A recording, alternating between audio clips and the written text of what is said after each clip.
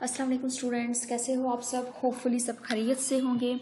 तो आज हम लोग अपना नेक्स्ट लेक्चर स्टार्ट करते हैं। आज जो आप लोगों का टॉपिक है डेट इज़ रेजोनेंस एनर्जी, और ये टॉपिक आपका चैप्टर 2 से है और आपका पेज नंबर 69 है। चैप्टर 2 आपका बेसिक कॉन्सेप्ट्स का था और ये चैप्टर हम लोग आपकी क्लास में डिस्कस कर चुके थे around about more than half. ये चैप्टर हमारा कंटिन्यू था और इसी चैप्टर के जो रिमेनिंग टॉपिक्स हैं उनको हम लोग इन वीडियो में कवर अप करेंगे। तो रेजोनेंस एनर्जी का जो टॉपिक है वो हम लोग आज देखते हैं। रेजोनेंस एनर्जी क्या है बेटा? रेजोनेंस एनर्जी हमारे पास एक्चुअली एक डिफरेंस होता है एनर्जी का between the stable structure and the most stable contributing structure. मतलब कि हमारे पास रेजोनेंस एनर्जी क्या है? इट इज़ द डिफरेंस, एक डिफरेंस है between the most stable contributing structure and the actual structure of compound. यहाँ पर अगर हम लोग एक एग्जाम्पल कोट करें तो आपके पास बेंजीन है। बेंजीन के जो रेजोनेटिंग स्ट्रक्चर्स बनते हैं, आप रेजोनेंस बेंजीन के अंदर करवाते हो तो उसके फिनोल का केस ले लो, तो आप फिनोल के केस में बेंजीन के रेजोनेंस स्ट्रक्चर्स बनाते हो। तो जब फिनोल के केस में आप बेंजीन के रेजोनेंस स्ट्रक्चर्स बनाते हो तो उसके एक नहीं 3 से 4 स्ट्रक्चर्स बनते हैं। तो कहता है कि आपके पास उन 4 स्ट्रक्चर्स में से जो आप फिनोल के केस पे बनाते हो बेंजीन के, उन 4 स्ट्रक्चर्स में जो मोस्ट स्टेबल स्ट्रक्चर होगा उसकी एनर्जी और जो एक्चुअल फिनोल की एनर्जी होगी, जो एक्चुअल स्ट्रक्चर की एनर्जी होगी, उन दोनों का डिफरेंस कैलकुलेट करोगे तो आपके पास जो एनर्जी आएगी that is resonance energy. Okay, तो अगर यहाँ से डेफिनेशन देखी जाए तो it is a difference of energy between the most stable contributing structure and the actual structure of a molecule. Actual structure को आप लोग हाइब्रिड स्ट्रक्चर भी कहते हो। रेजोनेंस एनर्जी को हम लोग स्टेबलाइजेशन और डिलोकलाइजेशन एनर्जी भी कहते हैं। अब हम लोगों ने क्या करना है? रेजोनेंस एनर्जी को कैलकुलेट करना है and there is lot of difficult work to calculate the resonance energy. तो हम लोग क्या करेंगे, यहाँ पर एक मेथड यूज करेंगे that is reported in your book, और जो मेथड आपकी बुक के अंदर रिपोर्टेड है हीट ऑफ हाइड्रोजनेशन। तो हीट ऑफ हाइड्रोजनेशन का मेथड हम लोग यूज करेंगे। इस मेथड को यूज करके हम लोग रेजोनेंस एनर्जी को क्या करेंगे? कैलकुलेट करेंगे। ओके, तो हीट ऑफ हाइड्रोजनेशन का मेथड हम लोग यूज कर रहे हैं और इसमें रेजोनेंस एनर्जी को कैलकुलेट करेंगे।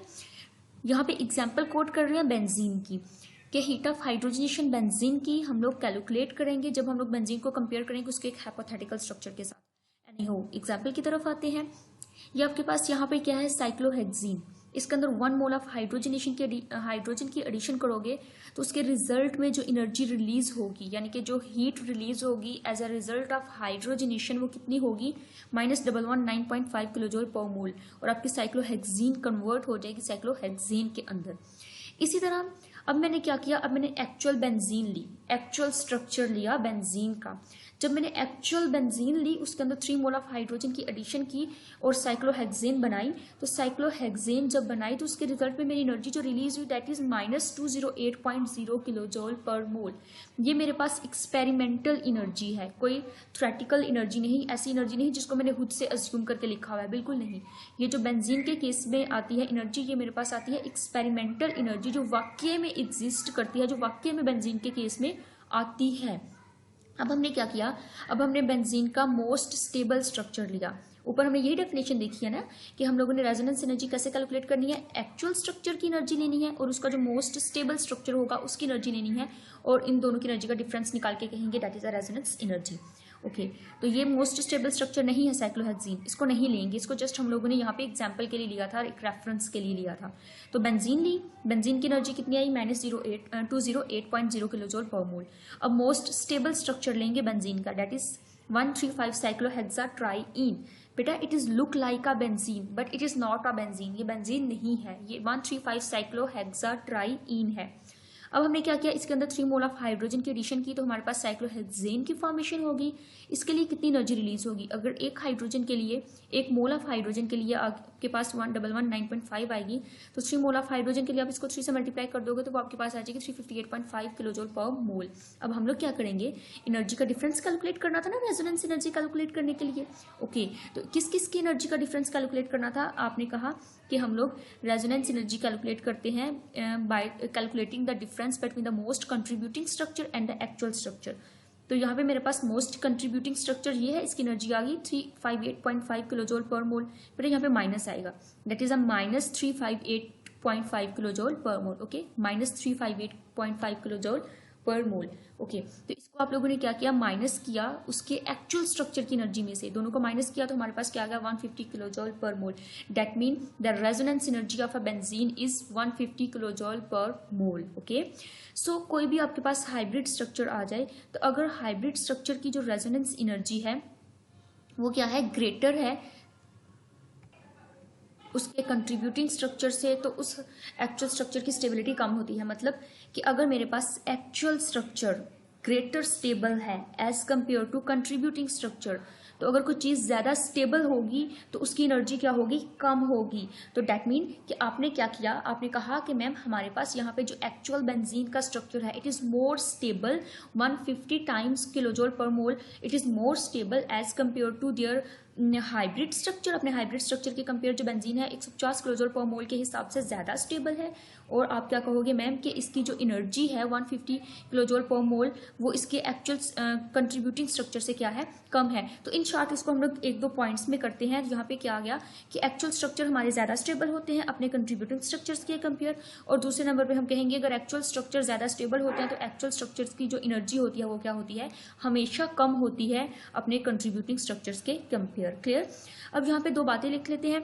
एक वो कहता है कि अगर कंट्रीब्यूटिंग स्ट्रक्चर्स की एनर्जी ऑलमोस्ट इक्वल है टू एक्चुअल स्ट्रक्चर, कि जो आपका कंट्रीब्यूटिंग स्ट्रक्चर है, ये जो मेरा कंट्रीब्यूटिंग स्ट्रक्चर था इसकी जो एनर्जी है वो मेरा जो ऊपर एक्चुअल स्ट्रक्चर था अगर उसी के इक्वल है, यानी कि बहुत सब पॉइंट्स में डिफरेंस है, तो इसका मतलब कि जो हाइब्रिड स्ट्रक्चर है उसकी एनर्जी ज़्यादा है, रेजोनेंस एनर्जी जो है वो ग्रेटर है। अगर मेरे पास जो एनर्जी है कंट्रीब्यूटिंग स्ट्रक्चर की वो उसके एक्चुअल स्ट्रक्चर से बहुत ज़्यादा मुख्तलिफ है, यानी कि उसके एक्चुअल स्ट्रक्चर से मैच नहीं कर रही, उनमें बहुत ज़्यादा पॉइंट्स का डिफरेंस है, बहुत सारे नंबर्स का डिफरेंस है, तो इसका मतलब कि जो मेरा हाइब्रिड था that is a less resonance energy, उसकी रेजोनेंस एनर्जी क्या है, लेस है। उसके बाद आप कहते हो कि अगर किसी भी चीज़ की रेजोनेंस ज़्यादा हो तो उसके कंट्रीब्यूटिंग स्ट्रक्चर ज़्यादा होते हैं, अगर उसके कंट्रीब्यूटिंग स्ट्रक्चर ज़्यादा हो तो उसकी स्टेबिलिटी भी क्या होती है, ज़्यादा होती है। जो बेंजीन है, एग्जांपल कोट कर लेते हैं, बेंजीन के रेजोनेंस स्ट्रक्चर कितने हैं 2, तो इसकी स्टेबिलिटी जो रेजोनेंस एनर्जी है वो कितनी है 150 किलोजोल पर मोल। नैफ्थलीन के रेजोनेंस स्ट्रक्चर कितने हैं 3, तो इसकी रेजोनेंस जो एनर्जी है वो कितनी है, वो 255 किलोजोल पर मोल। इसी तरह एंथ्रासीन है। तो जैसे जैसे आप आगे जाते हो आपके पास रेजोनेटिंग स्ट्रक्चर्स ज़्यादा होते हैं, रेजोनेटिंग स्ट्रक्चर ज़्यादा होने से आपकी रेजोनेंस एनर्जी भी क्या होती है, ज़्यादा होती है। ओके, तो यहाँ पर बेटा इस हीट ऑफ हाइड्रोजनेशन के टॉपिक को, रेजोनेंस एनर्जी के टॉपिक को हम लोग अगर ओवरव्यू करें तो आपके पास क्या था, आपके पास यहाँ पे रेजोनेंस एनर्जी थी, आपने कहा ma'am it is a difference between the most stable contributing structure and the actual structure, दोनों के दरमियान का जो डिफरेंस है उसको मैं कहती हूँ रेजोनेंस एनर्जी। फिर आपने कहा कि हाइट ऑफ हाइड्रोजनेशन के थ्रू हम लोग रेजोनेंस एनर्जी कैलकुलेट करते हैं बेंजीन की, उसके लिए साइक्लोहेक्सीन ली, उसकी हम लोगों ने कैलकुलेट की, बेंजीन के लिए कैलकुलेट की एक्सपेरिमेंटल, फिर उसका मोस्ट स्टेबल स्ट्रक्चर लिया, उसकी हम लोगों ने कैलकुलेट करके इन दोनों का डिफरेंस निकाला, दैट इज 150 किलोजोल पर मोल। आपने कहा कि जो 150 किलोजोल पर मोल है that is the stabilised resonance energy of benzene. Okay, फिर आपने कहा कि ये जो मेरे पास बेंजीन है, ये जो इसका हाइब्रिड एक्चुअल स्ट्रक्चर है बेंजीन का, ये ग्रेटर स्टेबल है, अगर ये ग्रेटर स्टेबल है तो इसकी एनर्जी क्या है, इसकी एनर्जी लेस है। फिर आपने कहा कि मैम अगर कंट्रीब्यूटिंग स्ट्रक्चर की एनर्जी ऑलमोस्ट इक्वल हो, उसके एक्चुअल स्ट्रक्चर के कंपेयर करें, उसके एक्चुअल स्ट्रक्चर के साथ उसकी एनर्जी मैच कर रही हो, कुछ पॉइंट्स का ही डिफरेंस हो, तो इसका मतलब होता है कि जो मेरा एक्चुअल स्ट्रक्चर है उसकी रेजोनेंस एनर्जी ज़्यादा है। और अगर कंट्रीब्यूटिंग स्ट्रक्चर की एनर्जी मेरे एक्चुअल स्ट्रक्चर के साथ मैच ना कर रही हो, डिसिमिलर हो, बहुत सारे पॉइंट्स का अंदर फर्क हो, इसका मतलब होता है कि हाइब्रिड एक्चुअल स्ट्रक्चर की जो एनर्जी है वो बहुत ज़्यादा कम है। ओके, तो इस तरह आप लोग इन चीज़ों को क्या करोगे, कवर अप करोगे। नेक्स्ट जो हमारा टॉपिक आ जाएगा दैट इज रेजोनेंस इफेक्ट। ये बेटा आपके पास एक मोस्ट इंपॉर्टेंट टॉपिक है, इसमें से आपको एक आधा शॉर्ट क्वेश्चन जरूर आएगा पेपर में, तो इसको आप लोगों ने अच्छी तरह से करना है। ये आपका चैप्टर नंबर 2 ही कंटिन्यू है और पेज आपका जो बुक का है वो 70 है, 70। रेजोनेंस इफेक्ट क्या है, वो कहता है कि रेजोनेंस इफेक्ट को आप मेसमेरिक इफेक्ट भी कहते हो, और ये इफेक्ट ऑपरेट होता है through pi bonds. That mean कि हमारे पास जो डबल बॉन्ड्स होते हैं, जो ट्रिपल बॉन्ड्स होते हैं, उनके अंदर पाई बॉन्ड होता है ना, तो डबल बॉन्ड और ट्रिपल बॉन्ड्स के अंदर जो पाई बॉन्ड होता है, यानी कि डबल और ट्रिपल बॉन्ड्स जो होते हैं उन्हीं को हम लोग पाई बॉन्ड्स कहते हैं। तो यही जो पाई बॉन्ड्स होते हैं एक दूसरे के अंदर शिफ्ट होंगे, अपनी पोजीशन चेंज करेंगे, और पोजीशन चेंज करके मुझे क्या देंगे, रेजोनेंस स्ट्रक्चर्स बना के देंगे, और इस इफेक्ट को हम क्या कहेंगे, रेजोनेंस इफेक्ट कहेंगे। ओके, अब यहाँ पे इसकी प्रॉपर डेफिनेशन देख लेते हैं।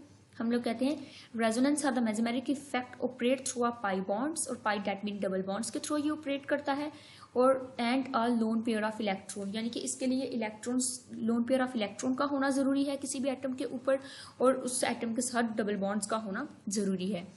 Due to this polarity produces in a molecules, वो कहता है कि इस वजह से रेजोनेंस इफेक्ट की वजह से मालिक्यूल्स के अंदर पोलैरिटी प्रोड्यूस कर जाती है, क्योंकि रेजोनेंस इफेक्ट की वजह से एक मालिक्यूल एक एटम के पास एनर्जी ज़्यादा हो जाएगी, दूसरे एटम के पास एनर्जी कम हो जाएगी। जिसके पास कम होगी उसके ऊपर पॉजिटिव चार्ज आ जाएगा, जिसके पास ज़्यादा हो जाएगी उसके ऊपर नेगेटिव चार्ज आ जाएगा।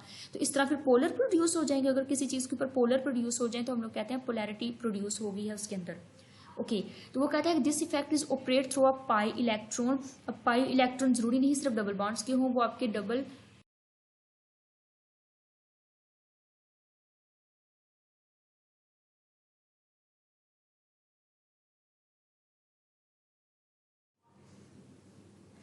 तो ये जो आपके पास यहाँ पर पाई इलेक्ट्रॉन्स हैं, दिस वन, ये आपके पाई इलेक्ट्रॉन्स बेटा आपके ज़रूरी नहीं डबल बॉन्ड्स के पाई इलेक्ट्रॉन्स के थ्रू ही ये इफेक्ट जो है वो प्रोसीड करे।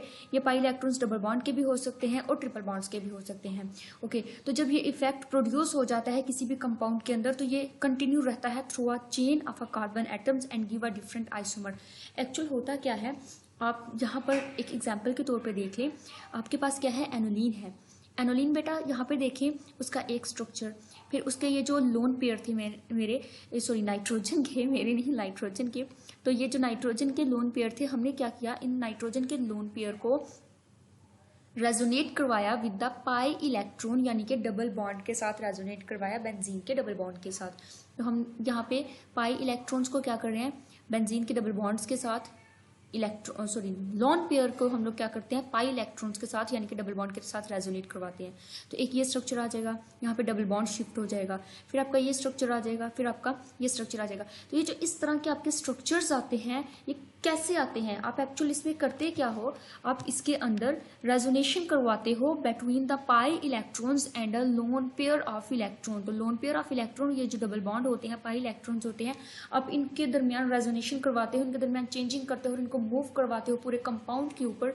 तो इस तरह के स्ट्रक्चर्स आपको क्या जब डिफरेंट स्ट्रक्चर बन के आते हैं तो हम कहते हैं कि ये हमारे पास डिफरेंट आइसोमर्स या डिफरेंट रेजोनेंस स्ट्रक्चर्स बन के आ गए हैं। तो अब आपको इस चीज़ की समझ आ चुकी होगी कि रेजोनेंस क्या होता है। ये रेजोनेंस या मेसोमेरिक इफेक्ट पाई इलेक्ट्रॉन्स के थ्रू जो है वो प्रोसीड करता है और पूरी चेन के ऊपर ये कंटिन्यू ही रहता है, यानी कि पूरे कंपाउंड के ऊपर ये कंटिन्यू ही रहता है।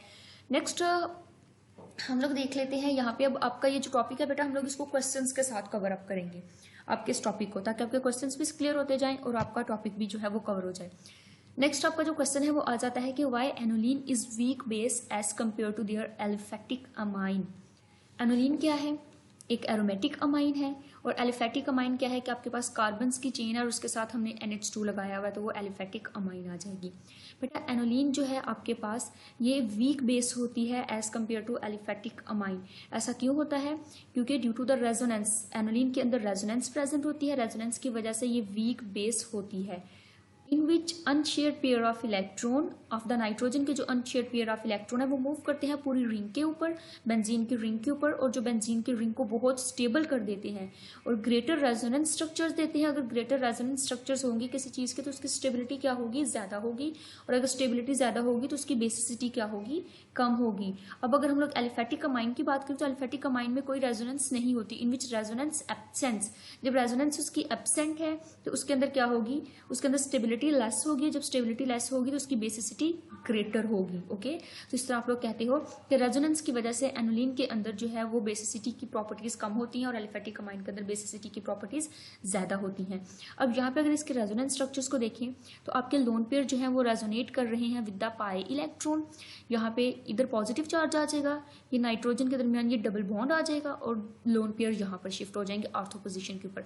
फिर आपके लोन पेयर मूव करेंगे पैरा पोजीशन के ऊपर, ये पैरा पोजीशन के ऊपर आ जाएंगे as it is double bond, और नाइट्रोजन के ऊपर एज इट इज 4 बॉन्ड्स की वजह से पॉजिटिव चार्ज आ जाएगा। फिर ये लोन पेयर मूव करेगा किस पोजीशन के ऊपर, ऑर्थो पोजीशन के ऊपर अगेन, और आपके पास ये इस तरह के रेजोनेटिव स्ट्रक्चर बन के आ जाएंगे। एक्चुअल यहाँ पे होता क्या है, नाइट्रोजन अपनी इलेक्ट्रॉन डेंसिटी बेंजीन को देगा और बेंजीन की इलेक्ट्रॉन डेंसिटी ज्यादा हो जाएगी और नाइट्रोजन की इलेक्ट्रॉन डेंसिटी डिक्रीज हो जाएगी। तो आप कहते हो कि decreasing the electron density at nitrogen and increasing the electron density as benzene ring. ये आपका क्वेश्चन क्लियर हो गया। उसके बाद अगर हम लोग देखें रेजोनेंस इफेक्ट, अब अगर आप लोग इसकी एक और डेफिनेशन करो तो आप कहते हो It is the decrease of electron density at one position and increasing the electron density at the other position in a conjugated system. आपके पास क्या था, ये एक conjugated system था, एक जगह पे इलेक्ट्रॉन डेंसिटी ज़्यादा हो रही है और एक जगह पे इलेक्ट्रॉन डेंसिटी कम हो रही है, तो इस किस्म के इफेक्ट को भी क्या कहते हो, रेजोनेंस इफेक्ट कहते हो। इन स्ट्रक्चर्स को क्या कहते हो, रेजोनेटिंग स्ट्रक्चर्स कहते हो। ओके, तो यहाँ पर बेटा ये जो आप रेजोनेंस करवा रहे हो किसके थ्रू करवा रहे हो, पाई इलेक्ट्रॉन्स के थ्रू और लोन पेयर ऑफ इलेक्ट्रॉन्स के थ्रू आप ये रेजोनेंस करवा रहे हो। कितनी टाइप्स की रेजोनेंस होती है, हमारे पास 2 टाइप्स की रेजोनेंस है।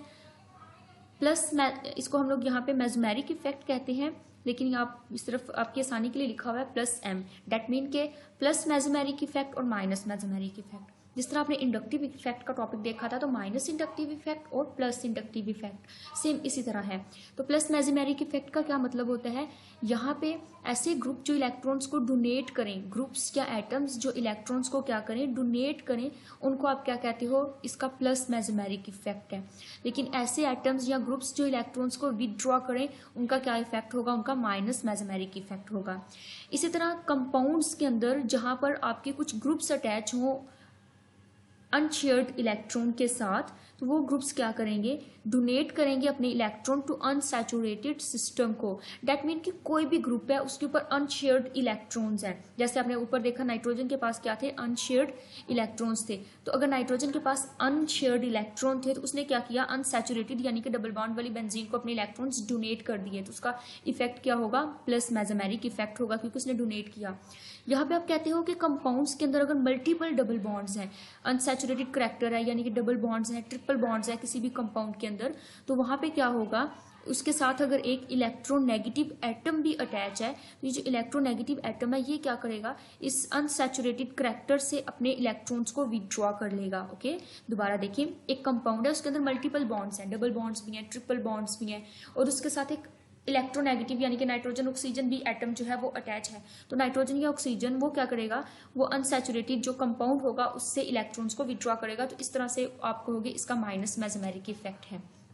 बहुत सारे कंपाउंड्स हैं जो प्लस मेसमेरिक इफेक्ट शो करते हैं, लाइक क्लोरीन, ब्रोमीन, आयोडीन, आपके पास अमाइन, हाइड्रोक्सिल ग्रुप, कार्बोक्सिलेट, और ये जो आपके पास डिफरेंट एरोमेटिक ग्रुप हैं, ये आपके पास शो करेंगे प्लस मेसमेरिक इफेक्ट। और जहाँ पर मैनी ग्रुप्स हैं जो माइनस मेसमेरिक इफेक्ट शो करते हैं, यानी कि नाइट्रो ग्रुप, सैनो ग्रुप, कार्बोक्सिलेट, या आपके जितने भी यहाँ पर ये ग्रुप्स मेंशन्ड है, ये आपको शो करेंगे माइनस मेसमेरिक इफेक्ट। आप यहाँ पे नोटिस करें एरोमेटिक इस तरफ भी अटैच है और इस तरफ भी एरोमेटिक जो है वो मेंशन है। दोनों जो केसेस में एरोमेटिक जो है वो दोनों केसेस में अपना इफेक्ट शो करती है। Aromatic ring sometime plus mesomeric effect show करती है और sometime minus mesomeric effect show करती है, डिपेंड करता है कि एरोमेटिक रिंग के साथ जो ग्रुप है वो कौन सा अटैच है। ओके, तो यहां पर अब नेक्स्ट एक और क्वेश्चन डिस्कस कर लेते हैं।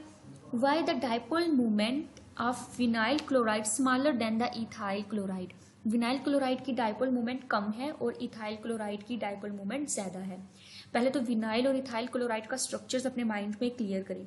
इथाइल क्लोराइड के आपके पास C2H5 और क्लोरीन है, यहाँ पर ये लिखा हुआ है CH3, CH2 और क्लोरीन। ये आपके पास किसका स्ट्रक्चर है, इथाइल क्लोराइड का। और विनाइल दैट मीन के यहाँ पे डबल बॉन्ड है, CH2, CH और क्लोरीन, ये आपके पास क्या है, विनाइल क्लोराइड। विनाइल वर्ड का मतलब होता है कि इसके अंदर डबल बॉन्ड मौजूद है।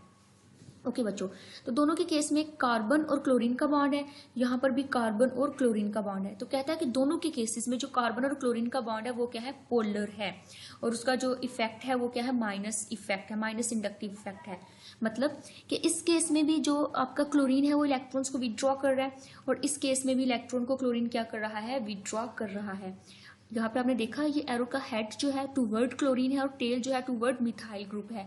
इसके ऊपर पॉजिटिव चार्ज है, इसके ऊपर नेगेटिव चार्ज है। डेट मीन कि इलेक्ट्रॉन जो है वो मिथाइल से क्लोरीन की तरफ मूव कर रहे हैं, जो क्लोरीन है वो इलेक्ट्रॉन्स को विदड्रॉ कर रहा है। विदड्रॉ करने की वजह से इसका कौन सा इफेक्ट होगा, माइनस इंडक्टिव इफेक्ट होगा। यहाँ पर भी सिमिलरली ये विदड्रॉ कर रहा है तो इसका इफेक्ट क्या होगा, माइनस इंडक्टिव इफेक्ट होगा। ये तो इंडक्टिव इफेक्ट के पॉइंट ऑफ व्यू से मैंने देख लिया कि ये कौन सा इफेक्ट शो कर रहे हैं। अब रेजोनेंस इफेक्ट के पॉइंट ऑफ व्यू से मैंने देखना है कि ये कौन सा इफेक्ट शो करेंगे, प्लस एम या माइनस एम ये शो करेंगे। तो यहाँ पर बेटा रेजोनेंस इफेक्ट जो है विनाइल क्लोराइड का, इथाइल क्लोराइड के अंदर रेजोनेंस इफेक्ट नहीं होता। इथाइल क्लोराइड के अंदर जो रेजोनेंस इफेक्ट है वो एब्सेंट है, तो विनाइल क्लोराइड के अंदर रेजोनेंस इफेक्ट मौजूद है। कैसे, क्योंकि आपने कहा था कि रेजोनेंस इफेक्ट रेजोनेशंस के लिए क्या होना चाहिए, डबल बॉन्ड का होना चाहिए, पाई इलेक्ट्रॉन्स का होना चाहिए और उसके साथ वाले एटम के ऊपर लोन पेयर ऑफ इलेक्ट्रॉन होना चाहिए। तो क्लोरीन के ऊपर जो है लोन पेयर ऑफ इलेक्ट्रॉन्स मौजूद होते हैं, क्लोरीन फ्लोरीन के ऊपर इनके पास लोन पेयर ऑफ इलेक्ट्रॉन्स होते हैं।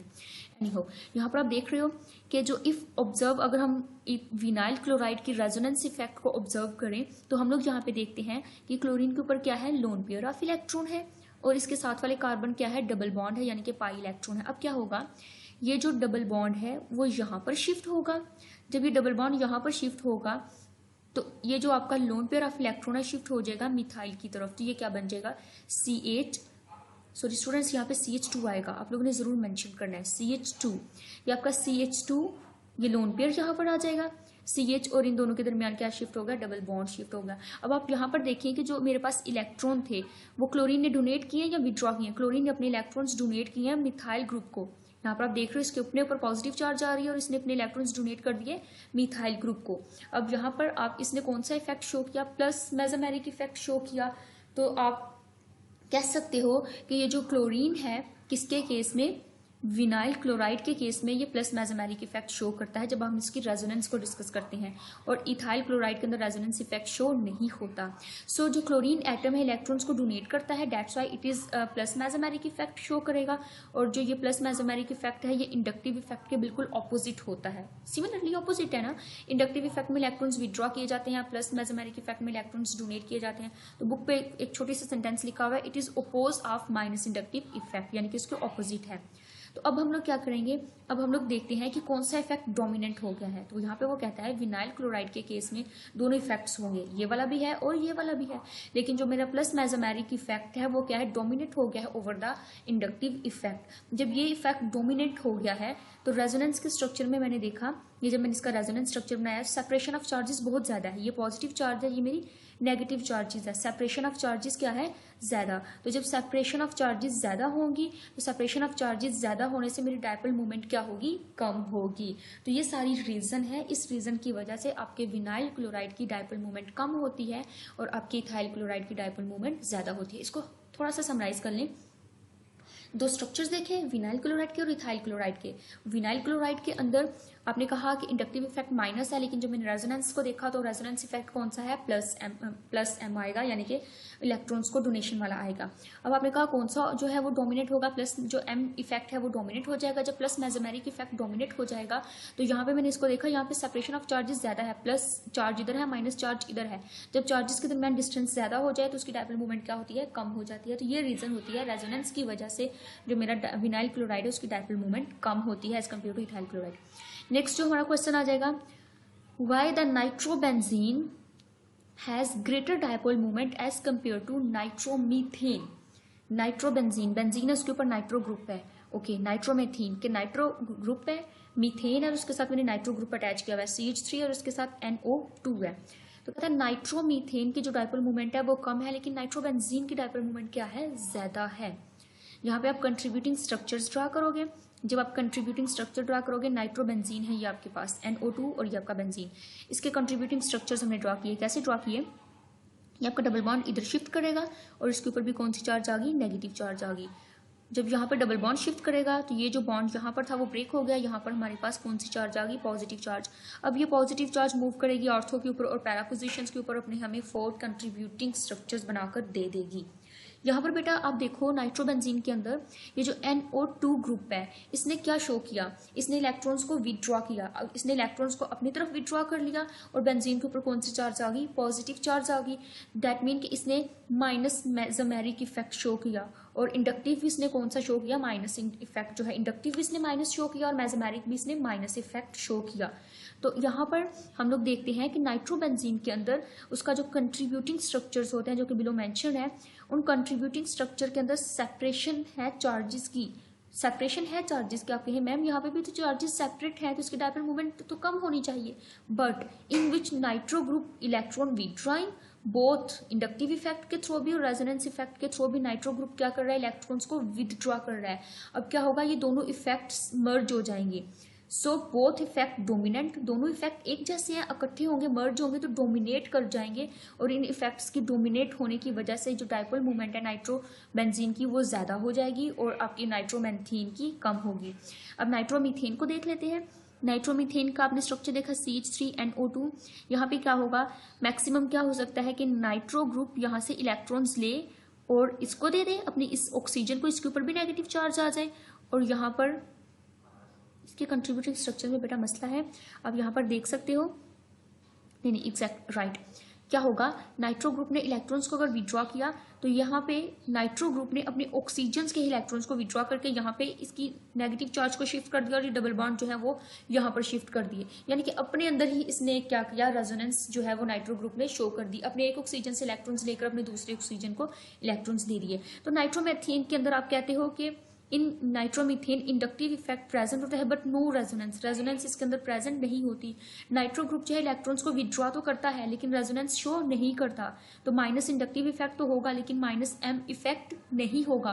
तो यहाँ पर दोनों इफेक्ट हैं, दोनों डोमिनेट हो गई तो उसकी डायपोल मोमेंट क्या होगी, ज्यादा होगी। यहाँ पर जस्ट एक इफेक्ट है, तो एक इफेक्ट होने से उसकी डायपोल मोमेंट कम होगी, 3.50 डिबाई और ये 3.95 डिबाई। ओके, तो आपने कहना है कि due to the presence of both effect, inductive effect and the mesomeric effect की वजह से नाइट्रोबेंजीन की डायपोल मोमेंट ज्यादा होती है, एंड इन द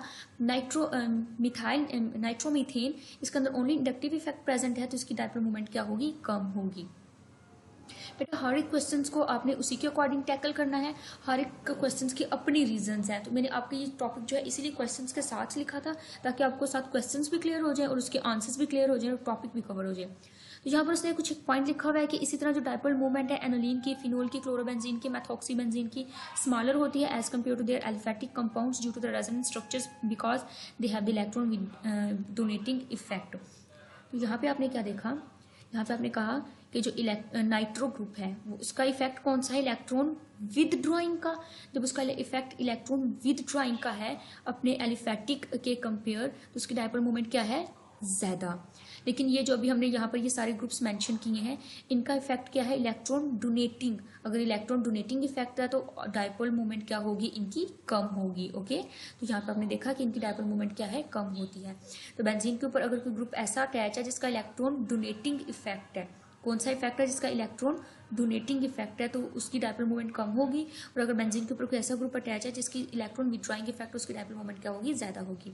तो यहाँ पे हमने स्ट्रक्चर्स भी ड्रा कर लिया। वो कहता है कि देखेंगे फिनोल है, फिनोल के केस में क्या होगा, यहाँ से इलेक्ट्रॉन्स इधर मूव करेंगे, यानी कि ये आपका फिनोल, इलेक्ट्रॉन्स जो है इस तरफ मूव करेंगे, फिनोल के ऊपर जो है वो पॉजिटिव चार्ज आ जाएगी, यानी कि जो ऑक्सीजन है वो इलेक्ट्रॉन, जो फिनोलिक ग्रुप है वो इलेक्ट्रॉन्स अपने देगा, हाइड्रोक्सिल ग्रुप सॉरी इलेक्ट्रॉन्स अपने डोनेट करेगा। जब इसके ऊपर पॉजिटिव चार्ज आ जाएगी तो जिसको इलेक्ट्रॉन देगा उसके ऊपर नेगेटिव चार्ज, ये नेगेटिव चार्ज फिर अर्थ और पैरा पोजीशन के ऊपर क्या करेगी, मूव करेगी और हमें बताएगी कि ये मेसोमेरिक भी पॉजिटिव है, यानी कि रेजोनेंस के मुताबिक भी इलेक्ट्रॉन्स को डोनेट कर रहा है और इंडक्टिव इफेक्ट के मुताबिक भी ये रेजोनेंस को डोनेट कर रहा है, सॉरी इलेक्ट्रॉन्स को डोनेट कर रहा है। मेथॉक्सी बेंजीन, बेटा मेथॉक्सी बेंजीन का स्ट्रक्चर शायद आपकी बुक में मेंशन नहीं है, if you want to draw then you can pick up from here. अगर आपने नहीं करना चाहते तो इट्स ओके, आप लोग ना करो। तो मेथॉक्सी बेंजीन ये आपके पास एक स्ट्रक्चर है, आप क्या करते हो, इसके अंदर भी रेजोनेंस करवाते हो, यहाँ पर डबल बॉन्ड आ जाएगा और ये जो माइनस चार्ज है ये पूरी बेंजीन रिंग के ऊपर मूव करना स्टार्ट कर देगी। तो इन स्ट्रक्चर्स की वजह से इनकी जो डायपोल मूवमेंट्स है वो क्या आती हैं, कम आती हैं, क्योंकि इनका इफेक्ट क्या होता है, इलेक्ट्रॉन डोनेटिंग इफेक्ट होता है। नेक्स्ट जो हमारे पास क्वेश्चन आ जाता है that is why the acidity of the phenol is greater as compare to the alcohols. तो ये वो क्वेश्चन है जो बार हम लोग क्लासरूम में कर चुके हैं कि फिनोल की एसिडिटी जो है वो अल्कोहल के कंपेयर क्या होती है, ज्यादा होती है। तो आप कहते हो कि फिनोल जो है मेरे पास जो फेनोक्साइड आयन है, जब फिनोल का मैं हाइड्रोजन रिमूव कर दूंगी तो बेंजीन के ऊपर जो ऑक्सीजन के ऊपर नेगेटिव चार्ज होगा उसको फेनोक्साइड आयन कहते हो ना।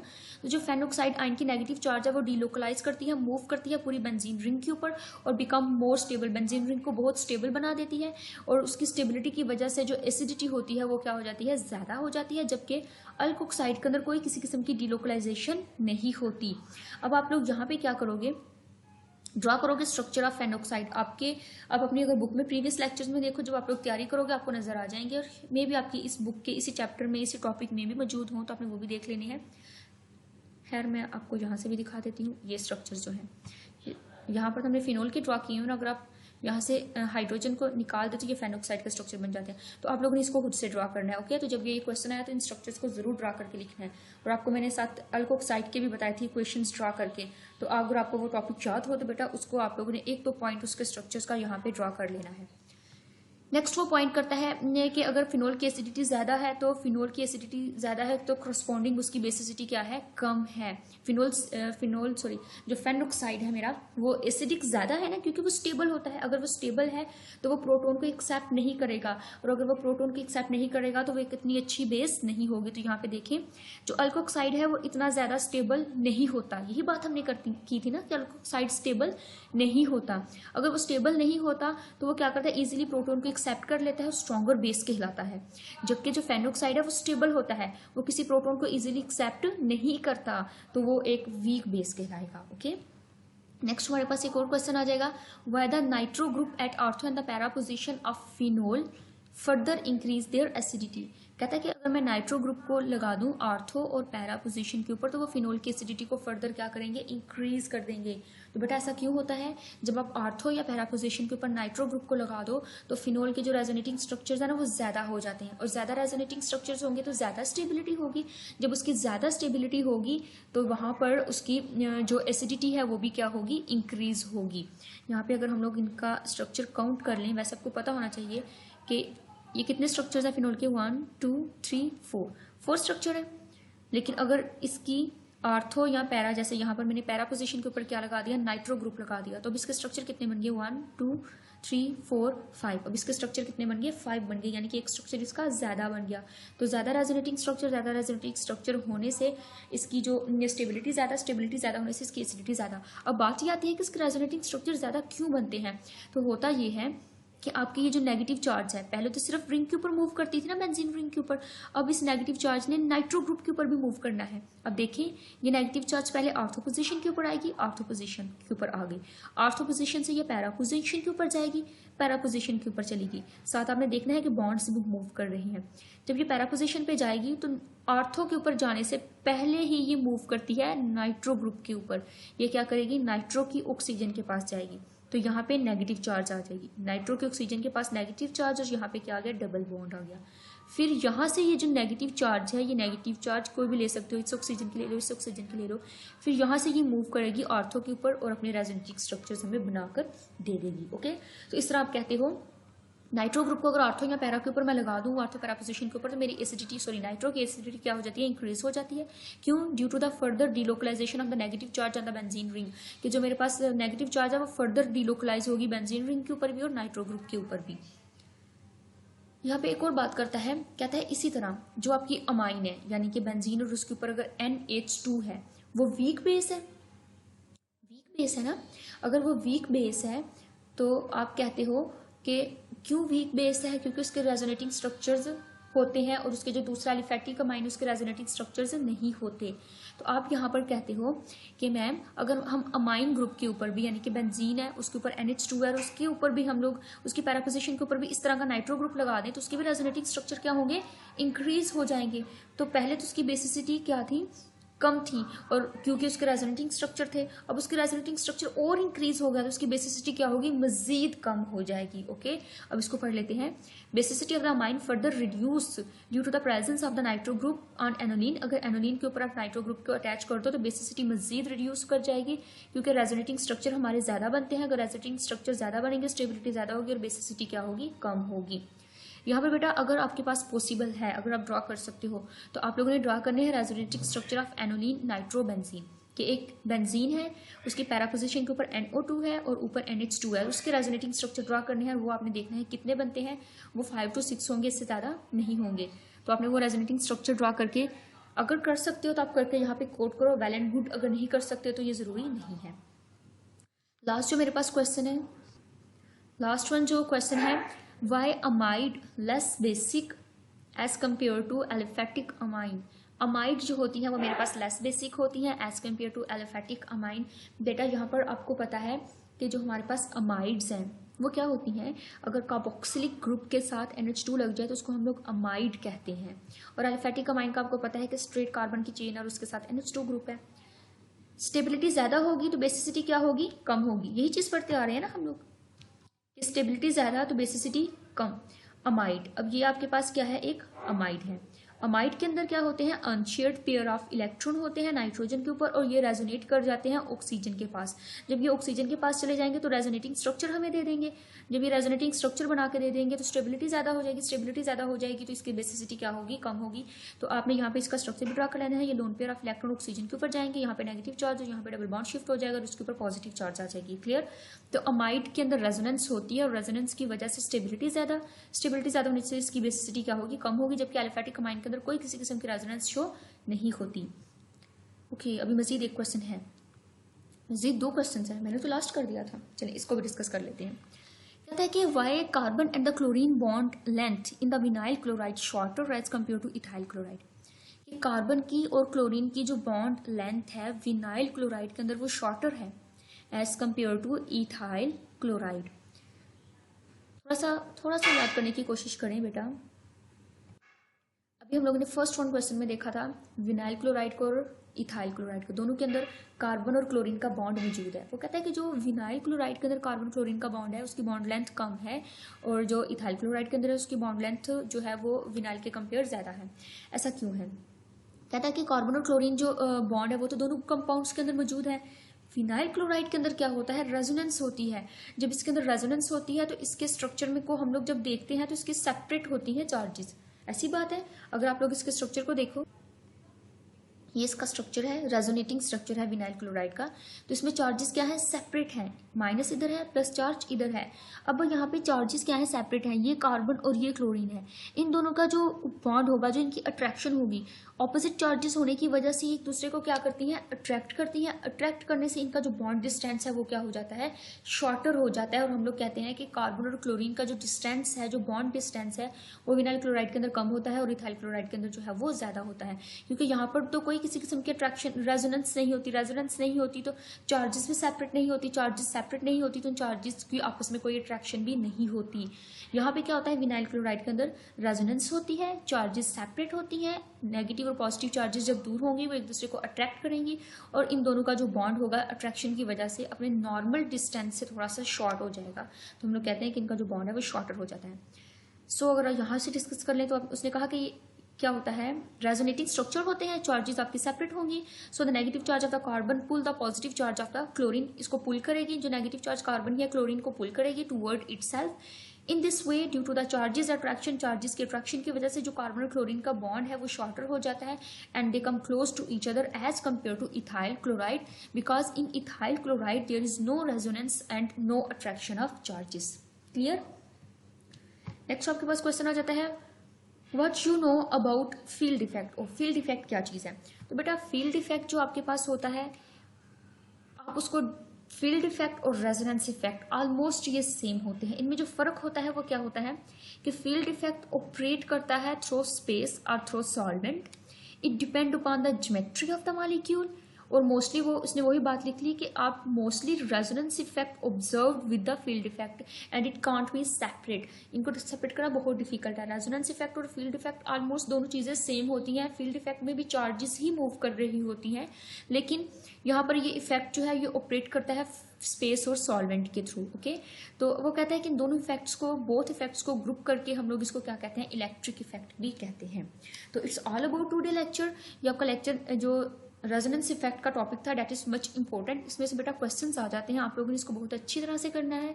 कोई किसी किस्म का भी क्वेश्चंस हुआ तो you must discuss, ask to me, discuss and ask to me in your comment sections, and also you can discuss in your group. Okay, Allah Hafiz, stay blessed.